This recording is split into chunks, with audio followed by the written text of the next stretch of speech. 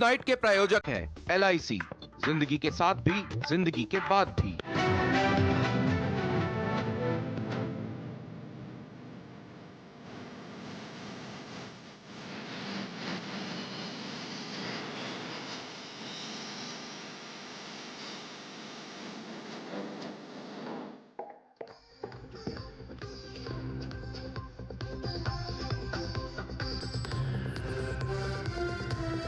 नमस्कार, news night में आप सभी का स्वागत है। मैं हूं आपके साथ आरेंद्र। संसद में आज फिर से हंगामा देखने को मिला तो विधायी कामकाज भी लगभग ना के बराबर हुआ। राज्यसभा के सभापति के खिलाफ विपक्ष द्वारा दिए गए अविश्वास प्रस्ताव पर आज भी जमकर शोर शराबा देखने को मिला तो सरकार की ओर से विपक्ष पर जोरदार हमला भी बोला गया। संसद के संग्राम पर आज करेंगे विस्तार से चर्चा। दिखाएंगे खबर कि स्मार्ट इंडिया हैकाथॉन में प्रधानमंत्री मोदी ने क्या कही हैं बड़ी बातें। इसके अलावा भी होगी देश दुनिया की हर जरूरी और महत्वपूर्ण खबर। शुरुआत हेडलाइंस के साथ। जॉर्ज सोरोस के मुद्दे पर संसद में जारी है सत्ता पक्ष और कांग्रेस के बीच संग्राम। जेपी नड्डा ने फिर पूछा, जॉर्ज सोरोस और सोनिया गांधी का क्या है संबंध।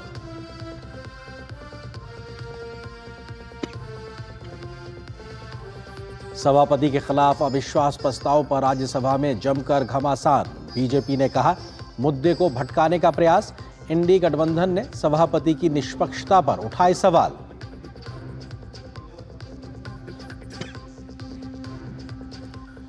प्रधानमंत्री नरेंद्र मोदी ने स्मार्ट इंडिया हैकाथॉन 2024 के उद्घाटन के मौके पर प्रतियोगियों से किया वर्चुअल संवाद। कहा, युवा इनोवेटर्स के पास 21वीं सदी के भारत का नया विजन।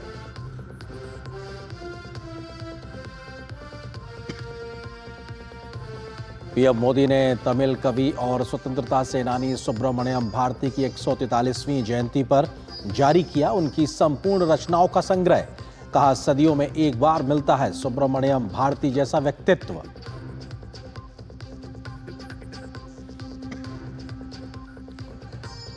आरबीआई के नए गवर्नर के रूप में संजय मल्होत्रा ने संभाला पदभार। कहा, विश्वास, स्थिरता और विकास की थीम को रखेंगे कायम।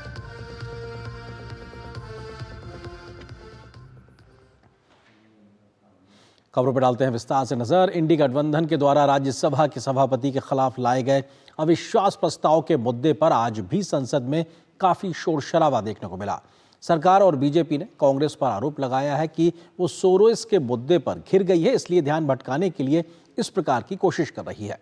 मल्लिकार्जुन खड़गे ने सभापति पर फिर से पक्षपात करने का आरोप लगाया तो बीजेपी कांग्रेस पर स्तरहीन राजनीति करने की आरोप लगा रही है।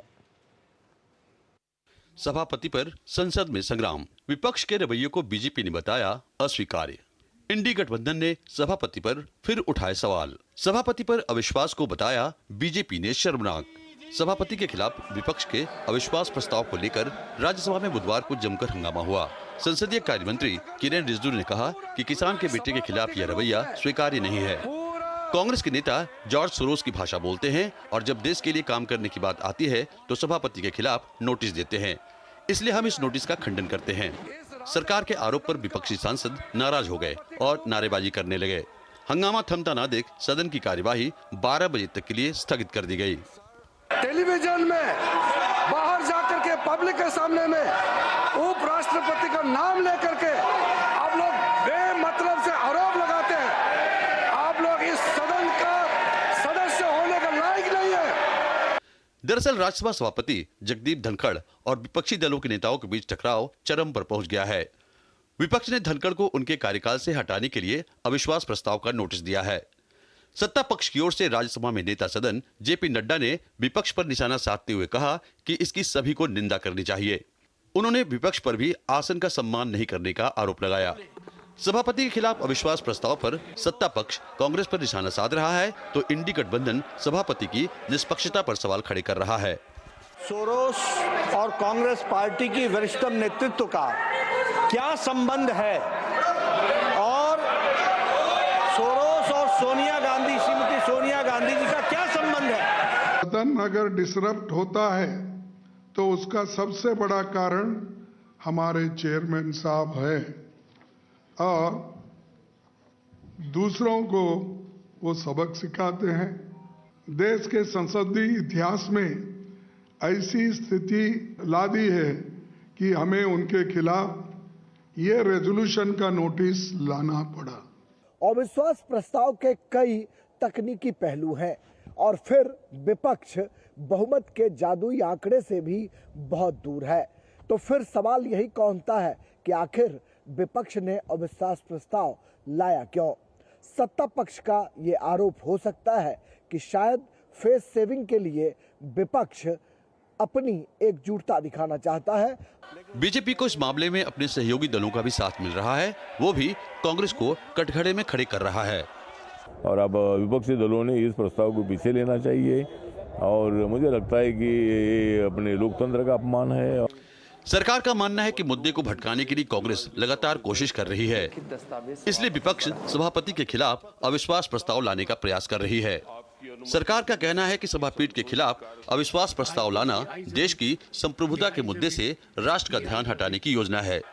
इसकी सभी को भर्त्सना करनी चाहिए। शैलेंद्र मिश्र और राजेश राज के साथ कुमार आलोक, डीडी न्यूज। अब बात एक और उस मुद्दे की जो संसद में लगातार गरमाया हुआ है। कांग्रेस के साथ अमेरिकी अरबपति जॉर्ज सोरोस के संबंधों को लेकर बीजेपी लगातार मुखर बनी हुई है। आज भी राज्यसभा में नेता सदन जेपी नड्डा ने कांग्रेस पर देश विरोधी गतिविधियों में शामिल होने का आरोप लगाया और इस मुद्दे पर सदन में चर्चा की मांग की है। इस मामले पर राहुल गांधी ने भी सफाई दी और चर्चा में शामिल होने की बात कहकर उन्होंने सरकार के ऊपर जिम्मेदारी डाली है कि सदन को चलाना सरकार की जिम्मेदारी है। सोरोस पर जारी है संग्राम, राज्यसभा में फिर नहीं हुआ काम। बीजेपी ने कांग्रेस पर लगाया देश विरोधी ताकतों से रिश्ते का आरोप। कांग्रेस ने फिर की अडानी पर चर्चा की मांग। जॉर्ज सोरोस के साथ कांग्रेस के शीर्ष नेतृत्व की सांठगांठ के मुद्दे पर राज्यसभा में एक बार फिर जमकर हंगामा हुआ, जिसके कारण राज्यसभा की कार्रवाई बार बार बाधित हुई और अंत में पूरे दिन के लिए स्थगित करनी पड़ी। केंद्रीय मंत्री और नेता सदन राज्यसभा जेपी नड्डा ने इस मसले को उठाया। नेता सदन ने कहा कि ये गंभीर मुद्दा है और सदन में चर्चा होनी चाहिए। हमारे लोग इस बात को उठा रहे हैं कि सोरोस और कांग्रेस पार्टी की वरिष्ठतम नेतृत्व का क्या संबंध है और सोरोस और श्रीमती सोनिया गांधी जी का क्या संबंध है। बीजेपी का कहना है कि भोपाल कांड, अगस्ता वेस्टलैंड से लेकर सोरोस तक विदेशी लिंक से कांग्रेस के तार ही क्यों जुड़ते हैं। है जब उसके शीर्ष नेतृत्व पर देश विरोधी सोरोस के साथ रिश्तों के गंभीर आरोप लग रहे हैं। कांग्रेस की देश विरोधी गतिविधियां आज से नहीं, काफी पहले से चल रही हैं। कांग्रेस के शीर्ष नेतृत्व का संबंध हमेशा से निकलता आया है।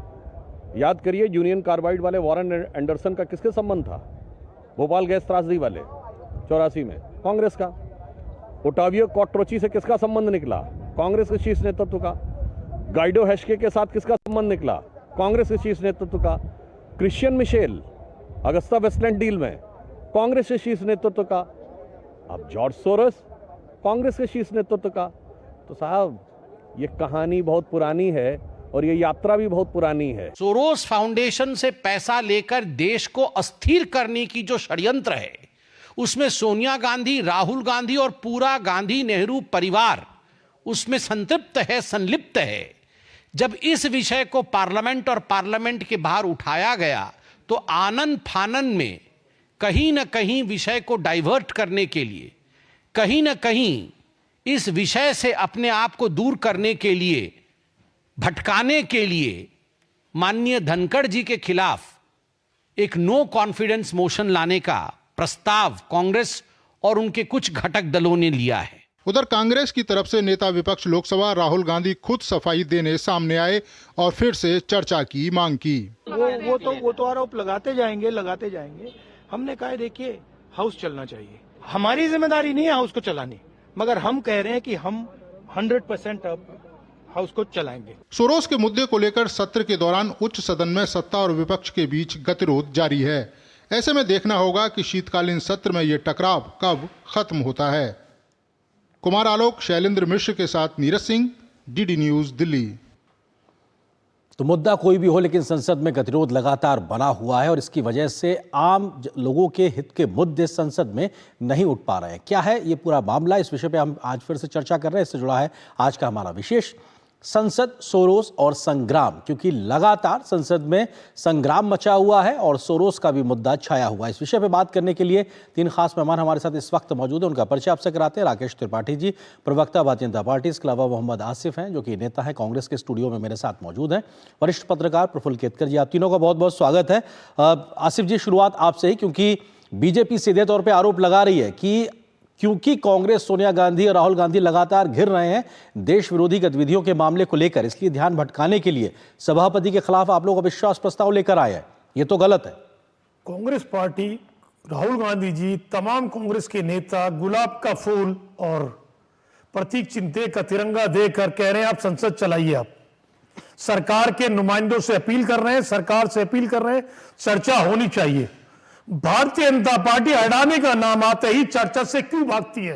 क्यों नरेंद्र मोदी जी लपेटे में आते हैं? इसको बचाने के लिए पूरी भारतीय जनता पार्टी, एक एक लोग नए नए चीजें लेके आते, संसद नहीं चलने देते।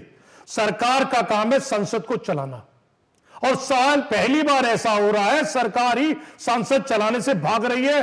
और अडानी का मुद्दा आते ऐसे लगता है बिजली का तार पकड़ लिया भारतीय जनता पार्टी ने।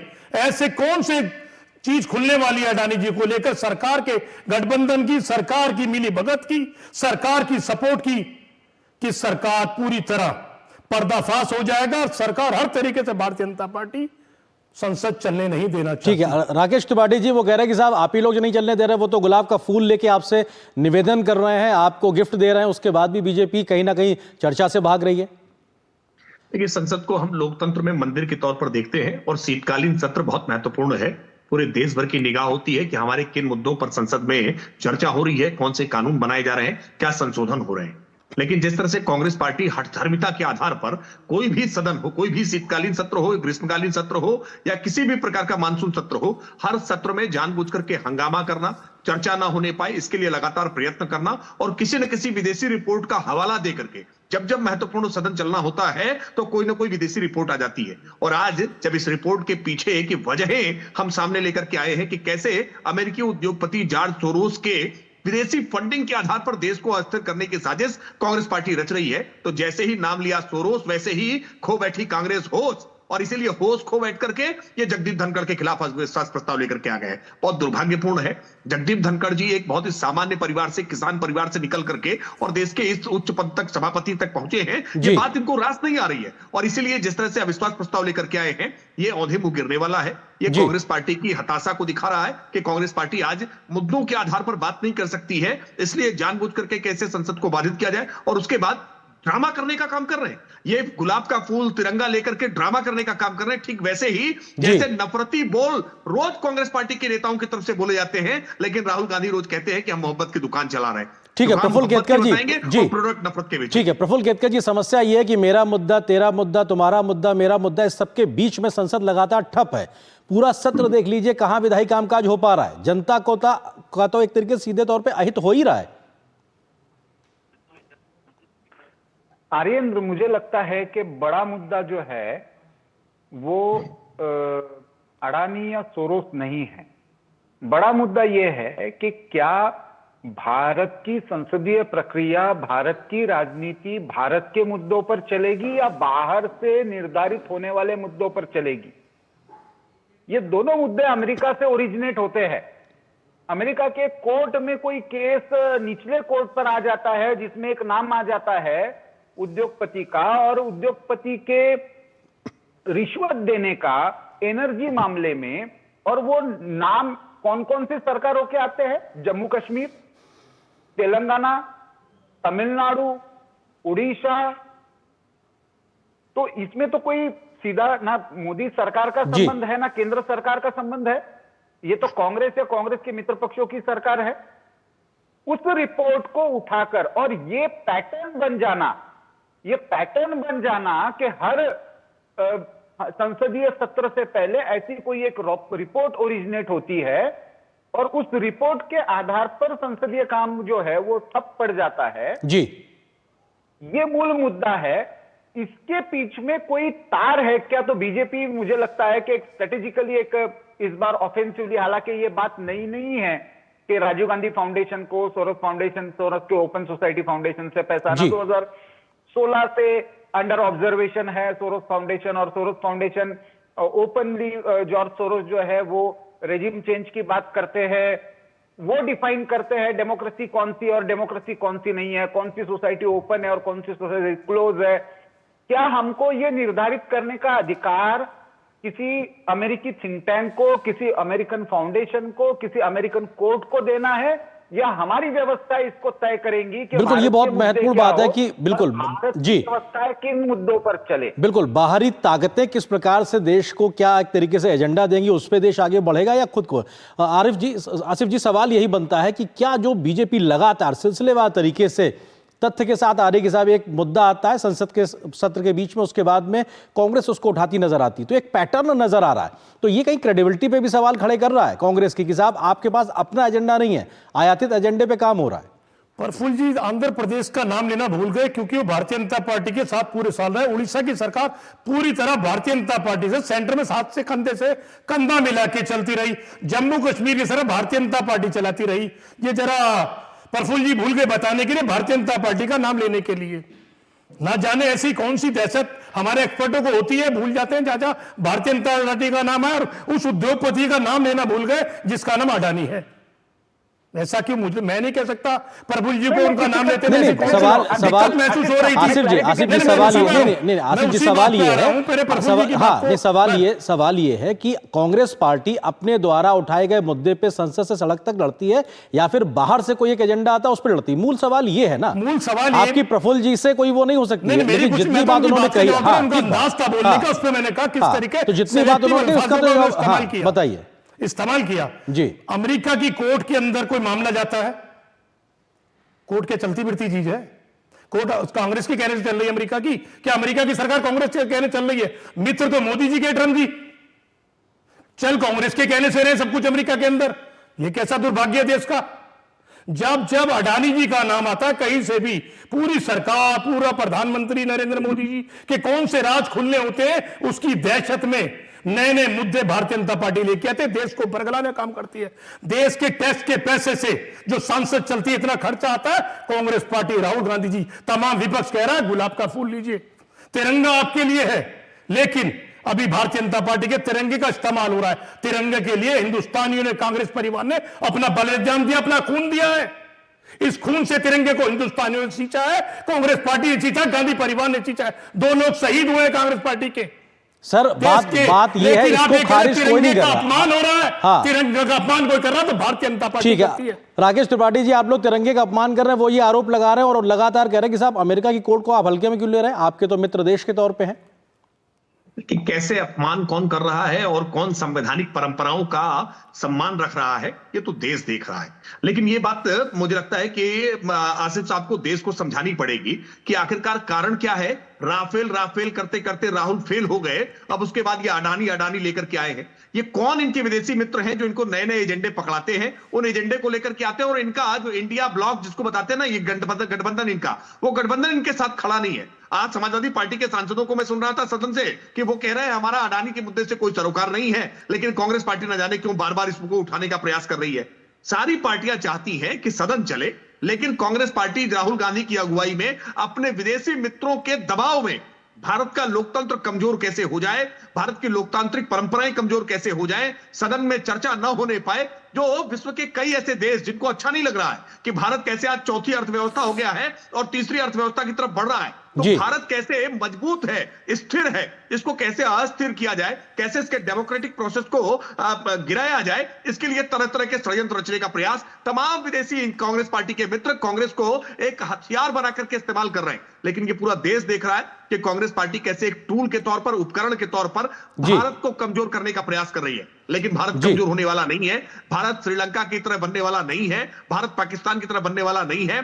भारत सशक्त के साथ 2047 में हम विकसित भारत बनाने के जिस संकल्प के साथ चल रहे हैं, हम उस पर आगे बढ़ेंगे। आप कितना भी हल्ला करें, हंगामा करें। और यह अविश्वास प्रस्ताव तो मोदी जी के खिलाफ भी लेकर आए थे। क्या हुआ था उस अविश्वास प्रस्ताव का? आपके ऊपर जनता का विश्वास बचा नहीं है, आप अविश्वास प्रस्ताव लेकर के आते हैं उपराष्ट्रपति के खिलाफ। आप इस तरह से लोकतांत्रिक मर्यादाओं का, परंपराओं का गला घोटने का जो प्रयास कर रहे हैं, ये सफल होने वाला नहीं है। देश आपकी सच्चाई को जान रहा है। जॉर्ज सोरोस के कठपुतली बने हुए राहुल गांधी को देश पहचान रहा है। प्रफुल्ल जी, समाधान निकलेगा कैसे? क्योंकि जनता के हित से जुड़े मुद्दों पे बात नहीं हो रही, संवाद नहीं हो रहे, विधायी कामकाज हो नहीं पा रहा, जनता का पैसा भी बर्बाद हो रहा है। दोनों तरफ के लोग कह रहे हैं कि साहब सदन चलना चाहिए, बावजूद गतिरोध बना हुआ है। समाधान कैसे निकलेगा? नहीं, मुझे ऐसा लगता है कि जब लोकसभा अध्यक्ष ने बैठक बुलाई थी और ये तय हुआ था कि संविधान के 75 वर्ष के ऊपर संविधान के विषय को लेकर चर्चा होगी, और मुझे लगा कि एक कंसेंसस बन गया है, सबको लग रहा था कि इसके आधार पर एक चर्चा का माहौल आगे बढ़ेगा। लेकिन क्योंकि फिर से मैं कह रहा हूं, मुझे किसी का भी नाम लेने में कोई ऐतराज नहीं है। सवाल यह है कि क्या हम विदेश की कोई भी रिपोर्ट या कोई भी कोड, और आसिफ साहब शायद भूल गए, मतलब मैं सिर्फ क्लैरिटी के लिए कह रहा हूं कि अभी भी सरकार जो है वो वहां पे डेमोक्रेटिक पार्टी की, और बाइडेन, शायद राहुल गांधी भूल जाते हो अपने भाषणों में, और उनको भी लग रहा हो कि ट्रंप एडमिनिस्ट्रेशन आ गया, लेकिन एडमिनिस्ट्रेशन अभी भी बाइडेन का है। तो और वहां पे केसेस लगाने वाले, हम किसी का भी नाम लेते हुए, और मूल मुद्दा यह है जी, हमारा संविधान और हमारे कोड्स के आधार पर हमारी व्यवस्थाएं चलेगी या बाहरी चलेगी। तो अमेरिकी कॉन्स्टिट्यूशन और अमेरिकी कोड फॉलो कर ले, हम क्यों ये करें? और जब ये सारे घटनाक्रम हो रहा था और जिस संबंध में केस आए थे, वहां पे तो वाईएस राजशेखर रेड्डी की गवर्नमेंट थी। आंध्र में भी नाम आया है कि बहुत सारे कॉन्ट्रैक्ट तो कांग्रेस गवर्नमेंट के समय अडानी जी को मिले, अंबानी को मिले, टाटा को मिले, सबको मिले हैं। हम गैर जिम्मेदार तरीके से चीनी एजेंडे पर या अमेरिकन किसी थिंक टैंक के एजेंडे पर किसी का भी नाम ले ले और गैर जिम्मेदारी तरीके से अपनी संस्थानों को, मुझे लगता है जी, दोनों विपक्ष और सरकारी पक्ष को ये ध्यान रखना चाहिए कि हम जब संविधान के नाम पर, संविधान के 75 वर्ष के नाम पर, और दोनों पक्ष संविधान के नाम पर, तो अपनी संवैधानिक परंपराएं क्या है जी, अपना संविधान इसमें क्या कहता है, अपने कोर्ट में इसके संबंध में क्या चर्चाएं हो रही है, इन विषयों को आगे बढ़ाते हुए जो विधायी कामकाज है उसको आगे बढ़ाने के लिए कंसेंसस बनाएं। और मुझे बहुत खुशी है कि कोर्ट ने, कांग्रेस ने भी ये कहा है कि सोरोस को आने वाला हर पैसा का जांच होनी चाहिए। बिल्कुल हर फाउंडेशन को, हर इंडिविजुअल को जो पैसा आया है और जिस माध्यम से आया है, क्योंकि एक व्यक्ति ओपनली ये कह रहा है कि my war is to bring back so called quote unquote democracy in India. Who is ही?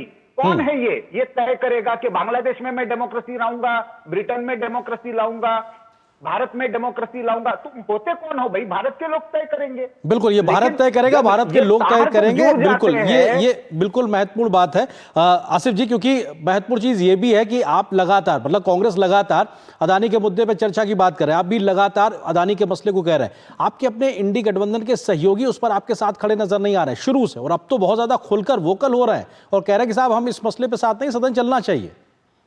अभी त्रिपाठी जी ने कहा किसान के बेटे हैं धनखड़ जी, किसान के बेटे हैं, कोई दो राय नहीं है। वही किसानों की बात करना भूल गए थे। 780 किसानों की काले कानून ने उनकी हत्या की, कोई आवाज नहीं आया किसानों के लिए। धनखड़ जी की उपराष्ट्रपति है, सामान्य पद पर बैठे हैं, सलाम इस पद को। कहां चली गई थी आवाज जब किसानों के ऊपर गोली बरसाई जा रही थी? अभी पानी की बौछार ठंड के अंदर किस तरीके से हो रही थी, किसान के बेटे की आवाज कहां दब गई थी?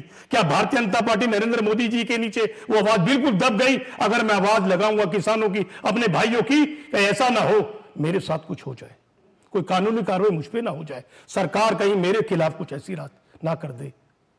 तो ये कहना कि पद पे बैठे व्यक्ति किसान का बेटा है, किसान का बेटा किसान का बेटा रहेगा, लेकिन वो किसान का बेटा सच बोलना। अच्छा, सहयोगी जो मेरा सवाल था आसिफ जी, सहयोगियों का साथ आपको नहीं मिल रहा है मेरे सवाल पे। आसिफ जी, मेरा जो सवाल है उस पर थोड़ा समय कमी है कि आपको अपने सहयोगियों का सहयोग नहीं मिल रहा है अदानी के मुद्दे पे। आप ये देखिए, अविश्वास प्रस्ताव आया ना, तमाम इंडिया गठबंधन के लोगों ने सिग्नेचर किए।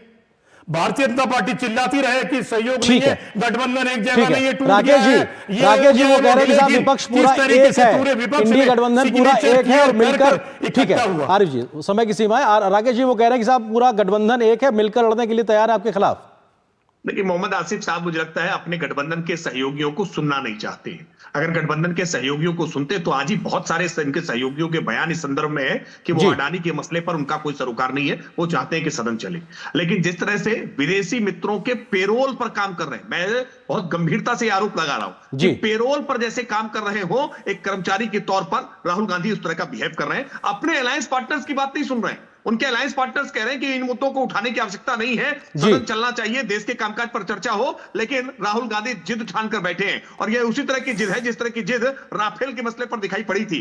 इसी प्रकार से सदन में कोई ना कोई मसला जिद पूर्वक लेकर के एक शरारती बच्चे की तरह से आइए और आकर के डेमोक्रेसी को आप नुकसान पहुंचाने का प्रयास करिए। लोकतंत्र में संवाद सबसे जरूरी। वक्त फिलहाल इतनी अनुमति दे रहा। बहुत शुक्रिया आप तीनों का हमारे साथ जुड़ने के लिए, इस विषय पर विस्तार से बात करने के लिए। और निश्चित तौर से संसद में जो एक तरीके से काम ठप है वो स्थिति से बाहर निकलना चाहिए और जनता के हित से जुड़े कामकाज आगे बढ़ने चाहिए।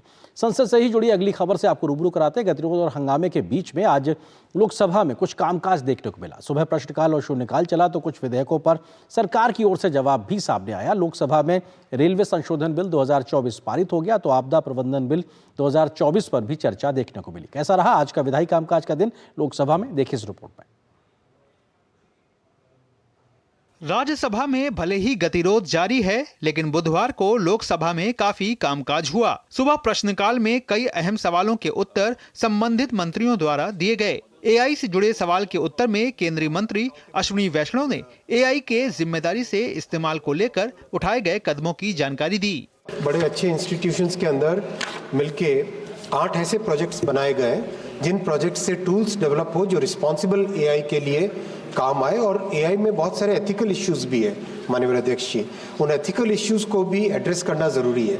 और ये एक इमर्जिंग टेक्नोलॉजी है, इसलिए दुनिया भर में इस पे डिबेट भी है। महाराष्ट्र में रेलवे मंत्रालय का काम सचमुच अच्छा हो रहा है और उनकी टीम को मैं कॉम्प्लीमेंट करूंगी क्योंकि रेलवेज ने सफाई, इनकी मैं हमेशा प्रशंसा इसलिए कर रही हूँ कि सफाई के मामले में रेलवेज ने बहुत अच्छा काम किया है।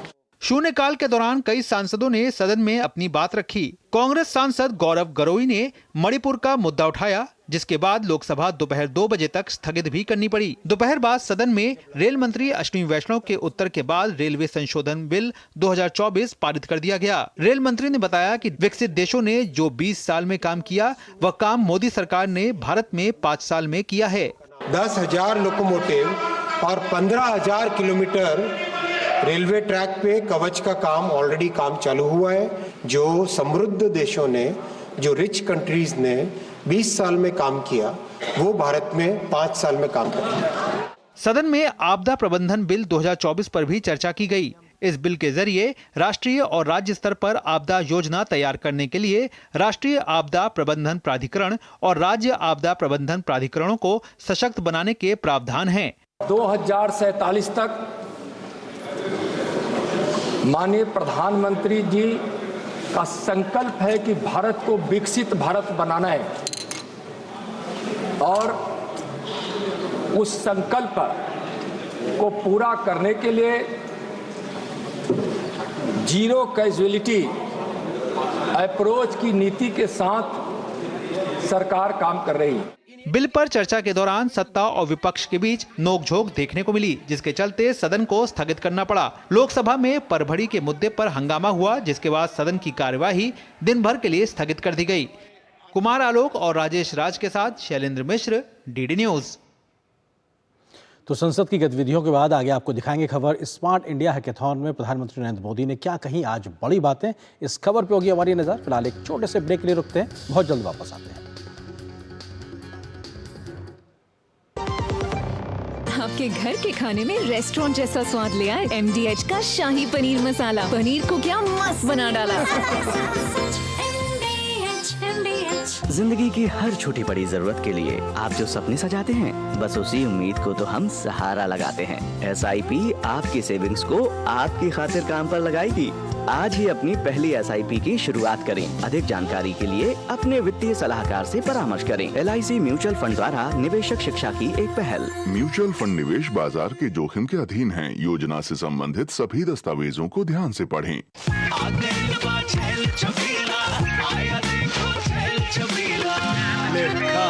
अच्छा भैया, मेरी गाय को भी अपने हाथों से चारा खिला दो। अरे खिलाई देते हैं। हमारी गाय भैया। क्या हो गया? पूरा का पूरा गांव यहाँ आ गया। अच्छा भैया, इसी हाथ से चारा खिलाते हो, तभी तो आपके गाय भैंसों की ब्याज सबसे ज्यादा है। अरे पगले, ये चमत्कार इस हाथ का नहीं, हाथ में जो कपिला पशु आहार है उसका है, जो पशुओं की सेहत अच्छी रखता है और ब्याज भी बढ़ाता है। ले जाओ।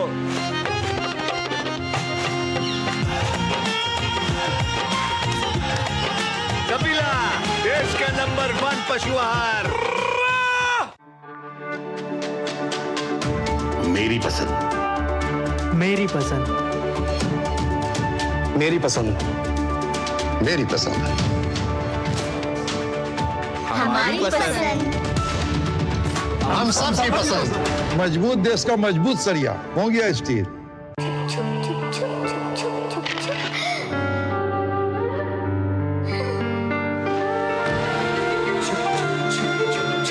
आ जाओ। Yes papa.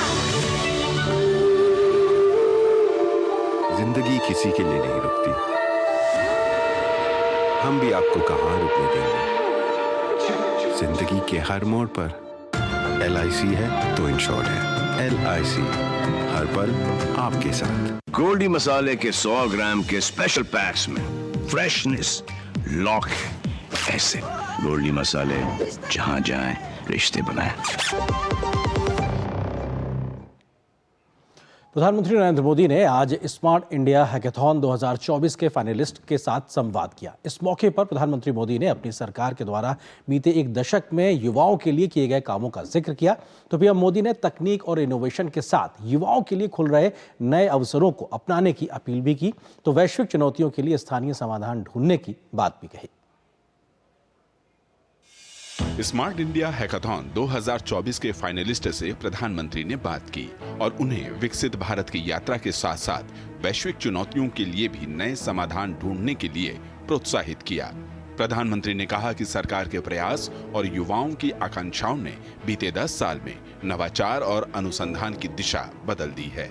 एक समय था जब सरकार ही देश की समस्याओं के समाधान का दावा करती थी, लेकिन अब ऐसा नहीं है।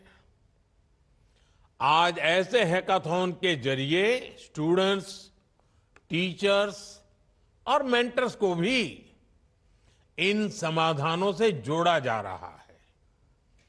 ये भारत का नया गवर्नेंस मॉडल है और सबका प्रयास इस मॉडल की प्राण शक्ति है।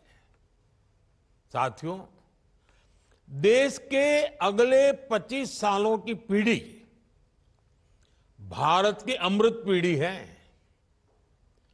आप सब पर विकसित भारत के निर्माण की जिम्मेदारी है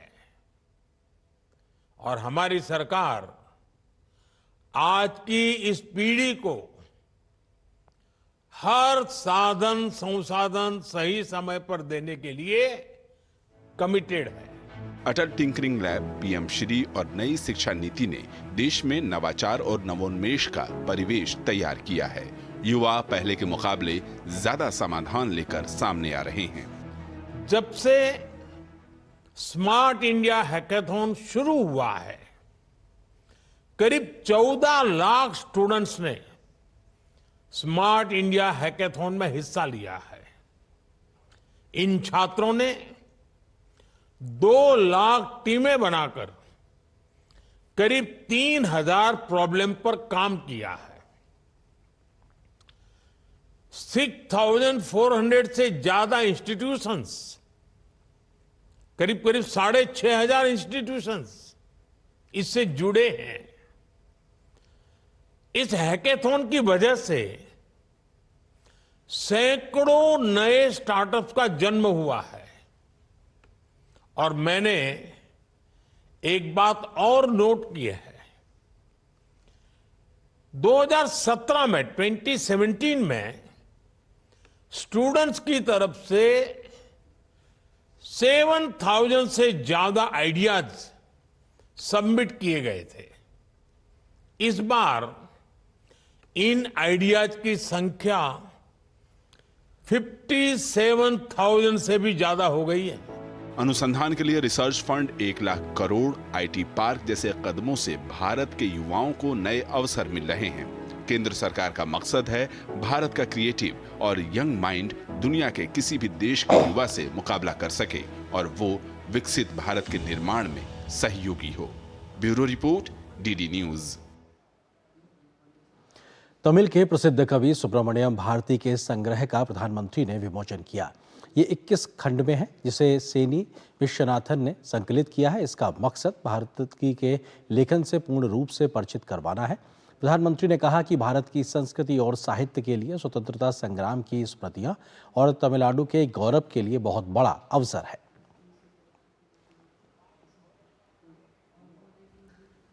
इक्कीस खंडों में काल वरिसेलु भारतीयार पड़ैपूगलु का संकलन 6 दशकों की अथक मेहनत का ऐसा साहस, ये असाधारण है, अभूतपूर्व है।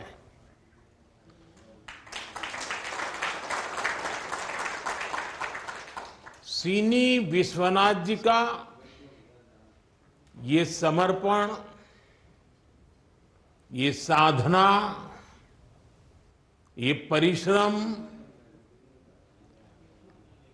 मुझे पूरा विश्वास है आने वाली पीढ़ियों को बहुत इसका लाभ मिलने वाला है।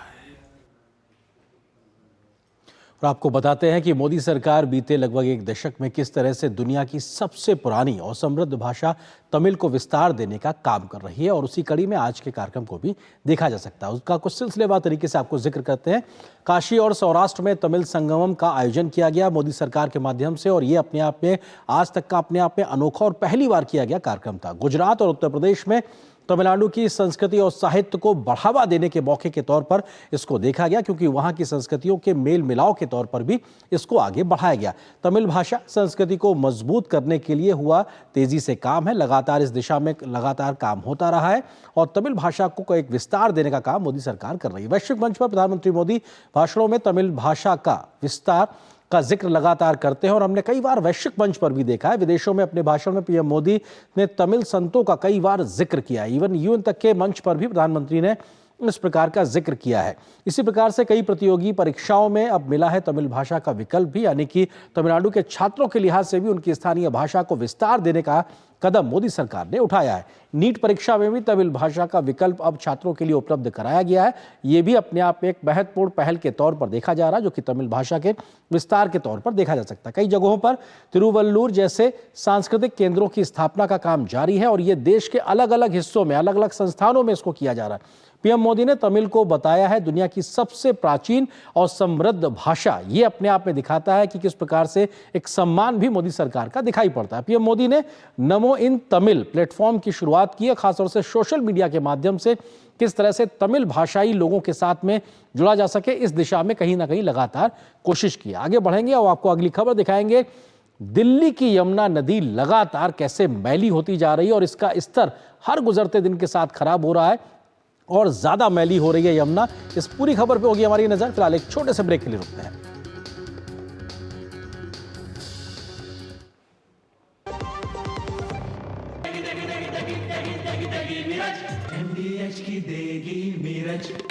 देगी मिर्च का तड़का, अंग अंग फड़का। MDH की देगी मिर्च। अरे रामदयाल, तेरी उपज का क्या हुआ? अरे औने पौने दाम मिल रहे थे इसलिए नहीं बेची। और तुम्हारी उपज? मेरी उपज ये रही मेरे मोबाइल में एकदम सुरक्षित। अरे ये तो कोई रसीद लगती है। कोई रसीद नहीं, डिजिटल रसीद है जो WDRA से पंजीकृत वेयर हाउस में उपज रखने से मिलती है। WDRA? WDRA भारत सरकार की एक संस्था है जो अच्छे और सुव्यवस्थित वेयर हाउसों को पंजीकृत करता है। अच्छा, अब तुझे इस रसीद का कमाल दिखाता हूँ, चला। देखा, इस रसीद पर बैंक से लोन हो गया। ये तो कमाल हो गया। कमाल तो अभी और भी है भैया। देखो, जब और जहाँ उपज के अच्छे दाम मिलेंगे उपज बेच दूंगा और फिर बैंक का सारा लोन भी चुकता कर दूंगा। अरे वाह। मुन्नी, पापा आप मेरा नया बैग लाए? हाँ, ये रहा तुम्हारा नया बैग। और तुम्हारे लिए झुमके। WDRA का प्रयास किसानों का आर्थिक विकास। जिंदगी की हर छोटी बड़ी जरूरत के लिए आप जो सपने सजाते हैं, बस उसी उम्मीद को तो हम सहारा लगाते हैं। SIP आपकी सेविंग्स को आपकी खातिर काम पर लगाएगी। आज ही अपनी पहली SIP की शुरुआत करें। अधिक जानकारी के लिए अपने वित्तीय सलाहकार से परामर्श करें। LIC म्यूचुअल फंड द्वारा निवेशक शिक्षा की एक पहल। म्यूचुअल फंड निवेश बाजार के जोखिम के अधीन है। योजना से संबंधित सभी दस्तावेजों को ध्यान से पढ़ें। जब धरती चीर कर निकलता है लोहे का पत्थर और मिलता है मोंगिया के जोश से, फिर तपता है, पिघलता है और बनता है फौलाद। अब होता है सरिया सारी खूबियों के साथ। मोंगिया स्टील, मजबूत देश का मजबूत सरिया। MDH का किचन किंग किचन में हो तो हम सब कुछ बना सकते हैं। बैंगन का भरता, आलू गोभी, भिंडी मसाला और भी बहुत कुछ। MDH।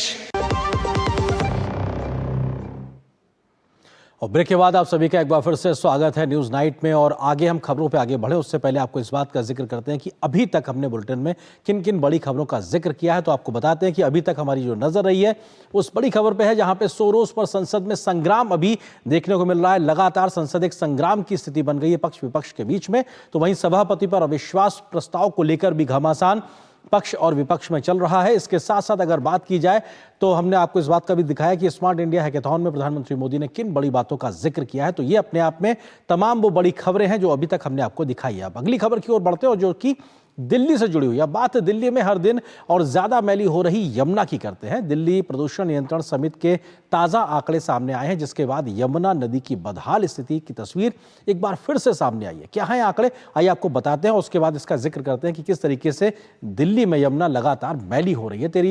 दिल्ली प्रदूषण नियंत्रण समिति के आंकड़े उसके जारी किए हैं और ये तरीके से नवंबर महीने के आंकड़े जारी किए गए हैं। और उसके आधार पर जो बात सामने निकल के आई वो बताता है कि 2020 के बाद सबसे ज्यादा यमुना इस वक्त मैली, यानी कि 4 साल के बाद सबसे ज्यादा इस वक्त यमुना मैली है और अपने आप में इसका पानी बहुत ज्यादा खराब हो गया। असगरपुर में मलमूत्र की जो सांद्रता प्रति है वो 100 मिलियन में 79 लाख प्रति इकाई तक पहुंच गई है। ये इकाई बहुत ज्यादा है। मलमूत्र संबंधी प्रदूषण को कहते हैं फीकल कोलीफॉर्म और इसकी मात्रा जो है वो बहुत ज्यादा बढ़ गई है। फीकल कोलीफॉर्म की मान्य सीमा है 100 ml में 2500 इकाई, जो कि बहुत कम होती है, लेकिन उसकी मात्रा लगभग 80 लाख इकाई तक पहुंच गई है। और ऐसे में असगरपुर में ही यमुना दिल्ली से बाहर निकलती है, यानी कि पूरा रास्ता तय करने के बाद जब यमुना बाहर निकलती है तो किस प्रकार की स्थिति है ये अपने आप में असगरपुर से पता लगती है। फीकल कोलीफॉर्म दिसंबर 2020 में प्रति 100 ml पर 120 करोड़ इकाई था। ये सबसे ज्यादा अभी तक का दर्ज किया गया 2020 का, लेकिन उसके बाद 4 साल के बाद इस वक्त सबसे ज्यादा यमुना मैली है। दिल्ली में यमुना में एंट्री पॉइंट पर फीकल कोलीफॉर्म की 100 ml प्रति में 1100 इकाई है, यानी कि मान्य से तो ज्यादा है लेकिन फिर भी कम से कम कंट्रोल्ड है। दिल्ली में एंट्री पर यमुना में ऑक्सीजन का स्तर 6.1 ml प्रति लीटर है और अपने आप में ये तरीके से स्वीकार्य मात्रा है। लेकिन दिल्ली में ज्यादातर नाले सीधे यमुना खुलते हैं, इसकी वजह से वो सीवेज के तरीके से पूरी नदी बन जाती है और ना उसमें ऑक्सीजन बचती है ना उसमें पीने लायक शुद्ध पानी बचता है। ISBT पुल पर ऑक्सीजन स्तर घटकर 0 हो जाता है, यानी कि ISBT तक आते आते यमुना में ऑक्सीजन बिल्कुल नहीं रह जाती है और दिल्ली से बाहर निकलने तक ऑक्सीजन का स्तर 0 ही बना रहता है। यानी कि ISBT के पास से लेकर दिल्ली के बाहर तक जब यमुना जाती है वहां पर उसमें बिल्कुल ऑक्सीजन नहीं होती है। 0 ऑक्सीजन स्तर मृत नदी पारिस्थितिकी तंत्र के समान माना गया है। तो यह अपने आप में बेहद चिंता वाली बात है कि अगर उसके अंदर इस प्रकार की स्थिति है तो अपने आप में मृत नदी के तौर पर उसको माना जा सकता है। ऐसे हालात पैदा हो रहे हैं। लाखों करोड़ रुपए खर्च करने के बाद भी यमुना साफ नहीं हो पा रही। हालांकि इस पे सियासत बहुत देखने को मिलती है लेकिन यमुना साफ नहीं हो रही है और शायद इसीलिए है दिल्ली तेरी यमुना मैली हो गई और यह अपने आप में गंभीर संकट अपने आप में दिखाई पड़ता है। अगली खबर की ओर रुख करते हैं और बात करते हैं RBI से जुड़ी खबर की। RBI के नए गवर्नर के रूप में संजय मल्होत्रा ने आज पदभार संभाल लिया है। नए गवर्नर ने विश्वास, स्थिरता और विकास की थीम को अपनी प्राथमिकता बताया है। नए गवर्नर के सामने बैंकिंग सेक्टर की स्थिति, आर्थिक ग्रोथ में आई सुस्ती और महंगाई पर नियंत्रण के साथ साथ रेपो रेट कट करने जैसी बड़ी चुनौतियां सामने आई। इससे पहले संजय मल्होत्रा वित्त मंत्रालय में राजस्व सचिव के रूप में काम कर रहे थे। भारतीय रिजर्व बैंक के 26वें गवर्नर के रूप में संजय मल्होत्रा ने बुधवार को अपना पद संभाल लिया। पद संभालने के बाद संजय मल्होत्रा RBI हेडक्वार्टर पहुंचे, जहां सीनियर अधिकारियों ने उनका स्वागत किया। 3 वर्षों के कार्यकाल में संजय मल्होत्रा के सामने कई बड़ी चुनौतियां होंगी। कार्यभार संभालने के बाद संजय मल्होत्रा ने कहा कि वह विश्वास, स्थिरता और विकास की थीम को कायम रखेंगे।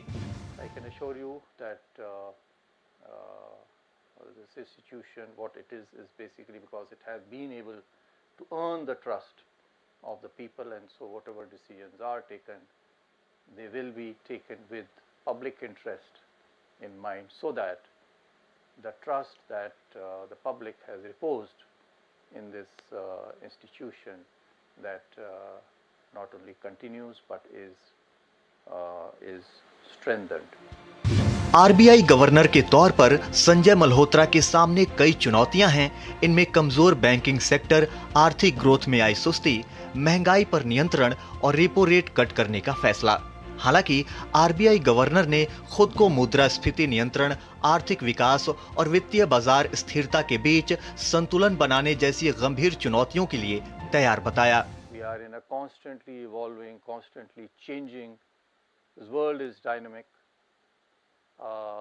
With geopolitical tensions and political uncertainty around the world. So, as you know, with other organizations, where change, the only constant that it says, is change.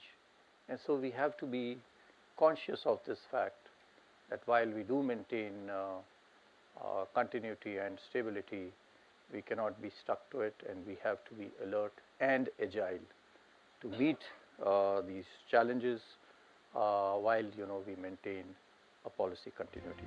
Sanjay Malhotra 1990 batch के राजस्थान कैडर के भारतीय प्रशासनिक सेवा के अधिकारी हैं।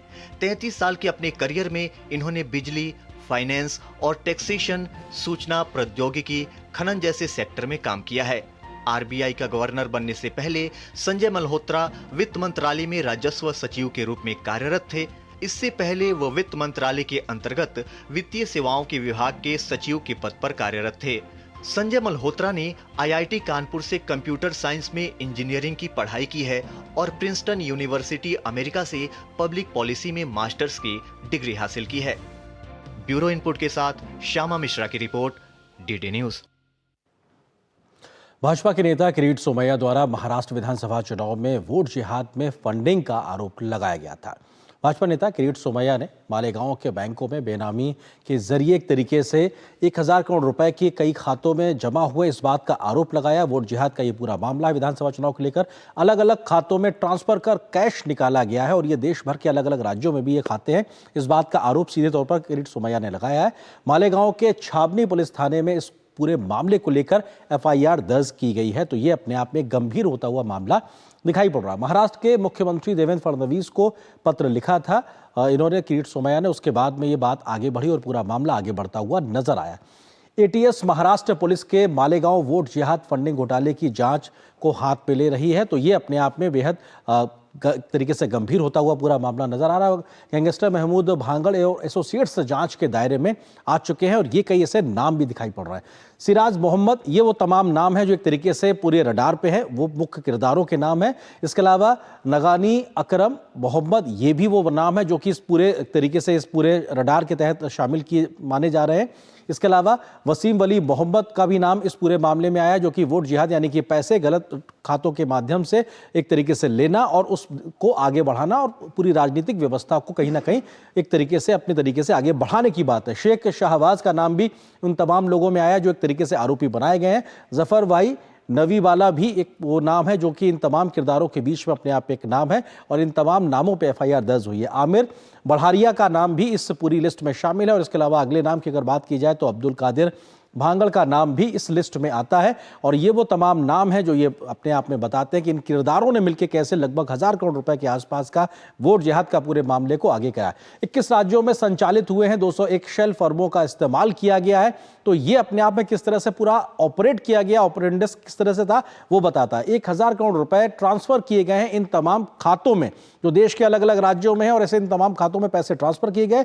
ऐसे और भी गिरोह हैं जिन्होंने इन 201 बैंक खातों का इस्तेमाल किया है कई तरीके का गलत कामों को करने को लेकर, जिसमें वोट जिहाद का जिक्र भी सामने आता है। यह multiple syndicate, multiple 1000 crore hot money scam लगता है, इस बात का जिक्र तरीके से किया गया है। मालेगांव कट्टर मुस्लिम गतिविधियों का अड्डा बना हुआ है, इस बात को भी सीधे तौर पर किरीट सोमैया ने कहा है। इस बात को लेकर उन्होंने कहा कि सिराज और मोइन फर्जी बैंक अकाउंट्स खोलते हैं और उसके बाद इस प्रकार से उसका इस्तेमाल करते हैं, जो कि राजनीतिक व्यवस्था को कहीं ना कहीं एक तरीके से अपने तरीके से संचालित करते हैं। 17 हिंदू किसानों के आधार कार्ड चुराकर उनके नाम से बैंक अकाउंट खोले गए हैं और ये भी अपने आप में ये दिखाता है कि किस प्रकार से गतिविधियां चल रही हैं। देश भर के 175 बैंकों की ब्रांचों में 4 दिन के अंदर 125 करोड़ रुपए का जमा किए गए हैं और इसकी वजह से ये स्थिति दिखाई पड़ रही है। ये ब्रांच हिमाचल, हरियाणा, उत्तर प्रदेश, गुजरात, महाराष्ट्र, पश्चिम बंगाल और उड़ीसा जैसे राज्यों में है। ये तमाम जो ब्रांच है और ये पैसा 17 फर्जी अकाउंट से दूसरे 7-8 अकाउंट्स और कुछ हवाला अकाउंट्स में ट्रांसफर किया गया है। शेल कंपनियों का भी इसमें इस्तेमाल किया गया है। 121 करोड़ रुपए की विड्रॉ एक तरीके से विड्रॉल किया गया है। तो ये अपने आप में दिखाता है कि कैसे महाराष्ट्र के विधानसभा चुनाव में वोट जिहाद को लेकर 1000 करोड़ रुपए का पूरा एक स्कैम हुआ। इस पे मामला दर्ज कर लिया गया और इस पे जांच आगे बढ़ती नजर आ रही है। आगे आपको दिखाएंगे खबर। बांग्लादेश की सरकार ने आखिर क्या कबूलनामा किया है कि वहां पे हो रहे अत्याचारों में अभी तक वो अपने आप को अस्वीकारता के मोड में थी, डिनाइल मोड में थी। पहली बार उसने इस बात को स्वीकारा कि हाँ, घटनाएं हो रही हैं। क्या है पूरी खबर, दिखाएंगे विस्तार से। फिलहाल एक छोटे से ब्रेक के लिए रुकते हैं। अनुभव कीजिए शुद्ध MDH बादाम रोगन का प्यार। सेहत बनके रग-रग में दौड़े। त्वचा में समाए, हाइड्रेट करे, हर उम्र की त्वचा का पोषण करे। You deserve the purity. MDH बादाम रोगन, नेचुरल, टेंडर, प्योर। चमके Market access, resources, infrastructure, skills. Rajasthan has it all. With the vision of PM Narendra Modi and CM Bhajanlal Sharma, explore endless opportunities at the Rising Rajasthan Global Investment Summit. Register today. Doctor दादू, ये premium क्या होता है? बेटा, premium मतलब समझ लो petrol. जब तक कार में पेट्रोल है तब तक कार चलेगी, पेट्रोल खत्म कार स्टॉप। पर पापा, इस बार पेट्रोल खत्म होने पर भी कार चलती रहेगी। वो कैसे? LIC के जीवन लाभ में प्रीमियम पेमेंट हो जाए स्टॉप, पर पॉलिसी के फायदे चलते रहते हैं। मतलब अब लाइफ की गाड़ी चलेगी नॉन स्टॉप। LIC हर पल आपके साथ। मेरी पसंद, मेरी पसंद, मेरी पसंद, मेरी पसंद,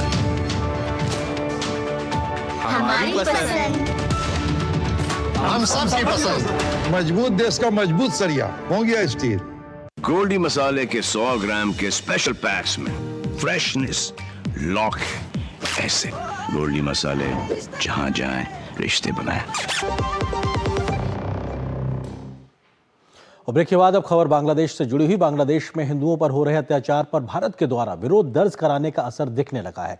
पहले बांग्लादेश ऐसी किसी भी प्रकार की घटनाओं को स्वीकार नहीं कर रहा था, लेकिन अब उसने माना है कि वहां पर कुछ इस प्रकार की घटनाएं हुई हैं और वहां की सरकार कुछ नर्म पड़ी है, लेकिन वहां के कट्टरपंथी धड़ा अभी भी वहां पर अत्याचार मचाए हुए और इसका असर वहां के अल्पसंख्यकों पे पड़ रहा है। इस प्रकार के हालात के बाद से भारत में लगातार अलग अलग शहरों में विरोध प्रदर्शन देखने को मिल रहे हैं, जिसका सिलसिला आज भी तमाम शहरों में भारत में देखने को मिला।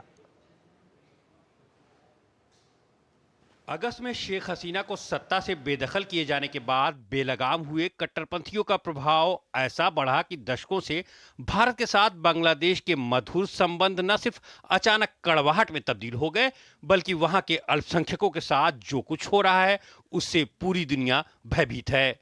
खुलेआम हिंदुओं के साथ अत्याचार होता रहा, लेकिन बांग्लादेश की सरकार सब कुछ सामान्य बताकर भारत विरोधी ताकतों को शह देती रही। हिंदुओं पर हमले की भारत बार बार निंदा करता रहा। आखिरकार विदेश सचिव विक्रम मिस्री ढाका पहुंचे और हिंदुओं की सुरक्षा व दोनों देशों के संबंधों समेत तमाम मुद्दों पर भारत का पक्ष रखा। अब इसका असर भी दिखाई देने लगा है। जो यूनुस सरकार अल्पसंख्यकों पर अत्याचार को अब तक नकार रही थी, अब उसने स्वीकार किया है कि अगस्त में तत्कालीन प्रधानमंत्री शेख हसीना को पद से हटाए जाने के बाद अल्पसंख्यक मुख्य रूप से हिंदुओं के खिलाफ सांप्रदायिक हिंसा की 88 घटनाएं हुई हैं। हालांकि ये मामला 5 अगस्त से 22 अक्टूबर तक का ही है।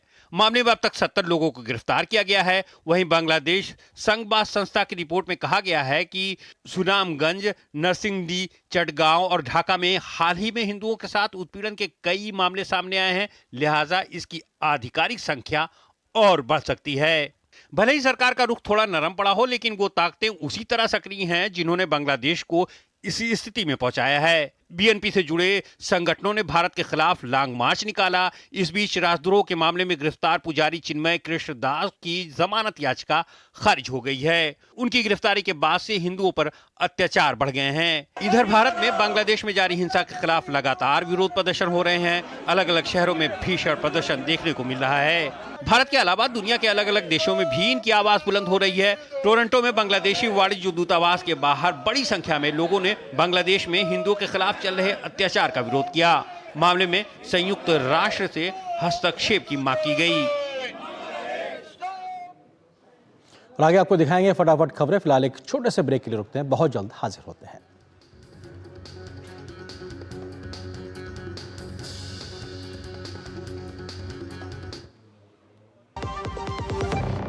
अब आया असली स्वाद। अब आया स्वाद। जब स्वाद के पड़े हो लाले तो MDH का चंकी चाट मसाला डालें। MDH का चंकी चाट मसाला। MDH। जिंदगी की हर छोटी बड़ी जरूरत के लिए आप जो सपने सजाते हैं, बस उसी उम्मीद को तो हम सहारा लगाते हैं। SIP आपकी सेविंग्स को आपकी खातिर काम पर लगाएगी।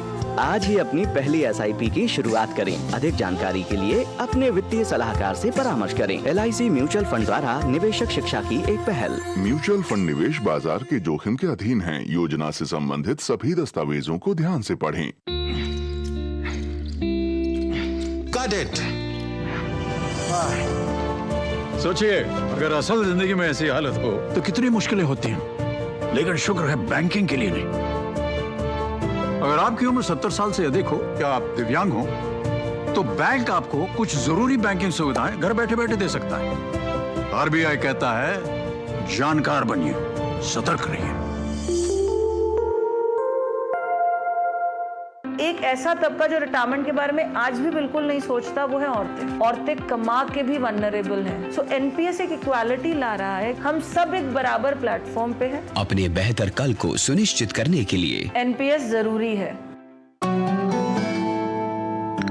यार Ajay, look at your dad.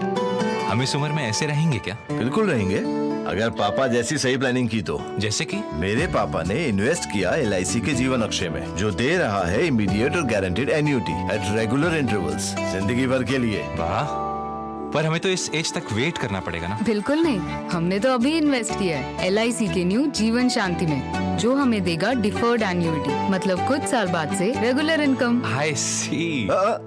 LIC के एन्युटी प्लान्स दे एन्युटी ऑप्शंस और नियमित इनकम पाने में फ्लेक्सिबिलिटी भी। LIC हर पल आपके साथ। गोल्डी मसाले के 100 ग्राम के स्पेशल पैक्स में फ्रेशनेस लॉक है। ऐसे गोल्डी मसाले जहां जाएं रिश्ते बनाएं। और न्यूज नाइट के अंत में आपको छोड़ जाते हैं कुछ और राष्ट्रीय महत्व की खबरों के साथ। फटाफट अंदाज में आप देखिए इन खबरों को। मुझे दीजिए अनुमति। नमस्कार। राष्ट्रपति द्रौपदी मुर्मू ने विज्ञान भवन में देश की 45 पंचायतों को राष्ट्रीय पंचायत पुरस्कार से सम्मानित किया। ये पुरस्कार गरीबी उन्मूलन, स्वास्थ्य, बाल कल्याण, जल स्वच्छता, बुनियादी ढांचे के विकास में उल्लेखनीय कार्यों के लिए प्रदान किए गए। DD ओडिया पर पहली बार संथाली भाषा में समाचार बुलेटिन प्रसारित होने पर राष्ट्रपति द्रौपदी मुर्मू ने खुशी व्यक्त की। राष्ट्रपति ने इस कार्य के लिए सूचना एवं प्रसारण मंत्रालय और दूरदर्शन की सराहना की। उन्होंने कहा कि इस पहल से संथाली भाषा को देश दुनिया में नई पहचान मिलेगी। सूचना एवं प्रसारण मंत्रालय 234 नए शहरों में FM रेडियो सेवाओं का विस्तार करने की तैयारी में है। सूचना एवं प्रसारण मंत्रालय के सचिव संजय जाजू ने कहा कि फेज 3 नीति में 730 नए निजी FM चैनलों के लिए तीसरे चरण की नीलामी शुरू की जाएगी। UGC ने CUET UG परीक्षा में बदलाव किया है। वर्ष 2025 से CUET UG परीक्षा CBT मोड में आयोजित की जाएगी। वहीं छात्रों को कक्षा 12वीं में पढ़े गए विषयों की परवाह किए बिना किसी भी विषय में CUET UG के लिए उपस्थित होने की अनुमति दी जाएगी। हालांकि अब छात्र अधिकतम 5 विषयों की परीक्षा दे सकेंगे। दिल्ली विधानसभा चुनाव में आम आदमी पार्टी अकेले ताल ठोकती नजर आएगी। आम आदमी पार्टी ने संयुक्त विपक्षी एकता को नजरअंदाज करते हुए दिल्ली विधानसभा चुनाव के लिए गठबंधन नहीं करने का फैसला किया है। दिल्ली के पूर्व उप मुख्यमंत्री मनीष सिसोदिया को सुप्रीम कोर्ट से राहत मिली है। सुप्रीम कोर्ट ने आबकारी नीति मामले से जुड़े भ्रष्टाचार के मामले में जमानत की शर्तों में बदलाव की उनकी मांग को मंजूर कर दिया है। सिसोदिया को अब इन मामलों में जांच एजेंसियों के दफ्तर में हाजिरी नहीं लगानी पड़ेगी। क्यूएस वर्ल्ड यूनिवर्सिटी रैंकिंग में आईआईटी दिल्ली ने भारत में शीर्ष स्थान हासिल किया है। वहीं सस्टेनेबिलिटी रैंकिंग 2025 में आईआईटी दिल्ली ने 255 स्थान की छलांग लगाते हुए वैश्विक स्तर पर 171वां स्थान हासिल किया है। छत्तीसगढ़ में पुलिस और नक्सलियों के बीच हुए मुठभेड़ में एक नक्सली ढेर हो गया। घटना बीजापुर जिले के थाना गंगालूर क्षेत्र की है। मुठभेड़ के दौरान डीआरजी के 2 जवान भी घायल हो गए। घटनास्थल से पुलिस ने नक्सलियों के कई घातक सामान बरामद किए हैं।